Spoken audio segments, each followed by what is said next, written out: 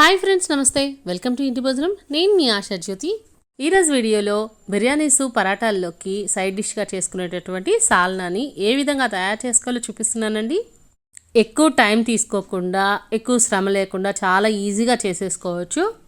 ఈ వెజ్ సాల్నాని ఎక్కువగా పరాటాల్లోకి ఇస్తూ ఉంటారు. దీన్ని తయారు చేసుకోవడానికి ముందుగా ఒక మిక్సీ జార్ తీసుకుందాము. దాంట్లోకి 4 టమోటాల వరకు చక్కగా ముక్కలు చేసుకొని వేసుకుంటున్నాను. ఇవి బాగా పండి ఉన్నవి తీసుకున్నానండి. అలాగే నేను చేస్తున్న ఈ సాల్నా అనేది నలుగురికి ఈజీగా సరిపోతుంది. అలాగే ఒక మీడియం సైజు ఉల్లిపాయను కూడా చిన్న ముక్కలుగా చేసి వేసుకుంటున్నాను. ఇప్పుడు దీంట్లోకి 10 నుంచి 12 వరకు వెల్లుల్లి రెబ్బలు పొట్టు తీసుకుని వేసుకుంటున్నాను. అలాగే 2 ఇంచుల వరకు కూడా అల్లాన్ని ముక్కలు చేసి వేసుకుంటున్నాను. వీటన్నిటినీ కూడా వీలైనంత మెత్తగా గ్రైండ్ చేసుకోవాలండి. నీళ్ళు పోయాల్సిన అవసరం లేదు. చూడండి, ఈ విధంగా మనకి మెత్తగా గ్రైండ్ చేసుకోవాలి. ఇప్పుడు స్టవ్ వెలిగించుకొని ఒక మందపాటి గిన్నెను పెట్టుకొని దాంట్లో 4 టేబుల్ స్పూన్ల వరకు ఆయిల్ అనేది పోసుకోవాలి. దీనికి ఆయిల్ అనేది కొంచెం ఎక్కువగానే పడుతుందండి. ఇప్పుడు దీంట్లోకి 2 బిర్యానీ ఆకులు, ఒక అనాస పువ్వు, అలాగే చిన్న ఇంచు దాల్చిన చెక్క, ఒక యాలుక్కాయి, 2 లవంగాలు వేసుకొని దోరగా వేగిన తర్వాత దీంట్లోకి చాలా సన్నగా తరిగినటువంటి ఒక మీడియం సైజు ఉల్లిపాయను వేసుకొని వేయించుకోవాలి. అలాగే ఒక రెమ్మ కరివేపాకు, ఇంకా 2-3 పచ్చిమిర్చి చీలికలు వేసుకోవాలి. వీటన్నిటినీ కూడా దోరగా వేయించుకున్న తర్వాత దీంట్లోకి మనం ముందుగా రెడీ చేసి పెట్టుకున్నటువంటి టమాటా పేస్ట్ని వేసుకోవాలి. దీనంతా కూడా పచ్చివాసన అనేది లేకుండా స్టవ్ని సిమ్లో పెట్టుకొని వేయించుకోవాలి. ఇది వేగేటప్పుడు మనం గరిటెతోటి కలబెట్టుకుంటూ ఉండాలండి, లేదంటే అడుగు పట్టేస్తుంది.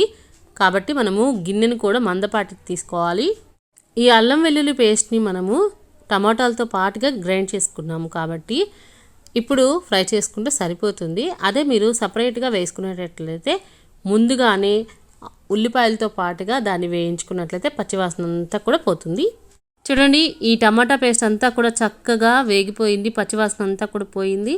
అలాగే నూనె అనేది పైకి తేలుతుంది. ఇంకా ఇది దగ్గర పడి గుజ్జుగా తయారైపోయింది కాబట్టి ఈ స్టేజీలో దీంట్లోకి 1/2 టీ గ్లాసులు వాటర్ని యాడ్ చేసుకొని ఒకసారి కలిపేసుకుందాము. దీన్ని ఒక్కసారి కలిపి పెట్టేసేసి దీంట్లోకి కావాల్సినటువంటి స్పైసెస్ని యాడ్ చేసుకుందామండి. ముందుగా టేస్ట్కి సరిపడినంతగా ఉప్పు వేసుకోవాలి. అలాగే 1/2 టేబుల్ స్పూన్ పసుపు, ఇంకా 1/2 టేబుల్ స్పూన్ వరకు ప్లెయిన్ ఎండు కారాన్ని వేసుకోవాలి. ఇక్కడ మనము ఆల్రెడీ పచ్చిమిర్చిని వాడాము, ఇంకా స్పైసెస్ని కూడా వాడతాం కాబట్టి 1/2 టేబుల్ స్పూన్ సరిపోతుంది. ఇంకా 1/2 టేబుల్ స్పూన్ వరకు గరం మసాలాను కూడా వేసుకొని మొత్తాన్ని చక్కగా కలిపేసుకోవాలి. ఇప్పుడు దీన్ని బాగా మరగనివ్వాలండి. దాదాపు ఒక 5 నిమిషాల సేపు దీన్ని మరిగించుకోవాలి. ఈ లోపల మనం మసాలాని రెడీ చేసుకుందాము.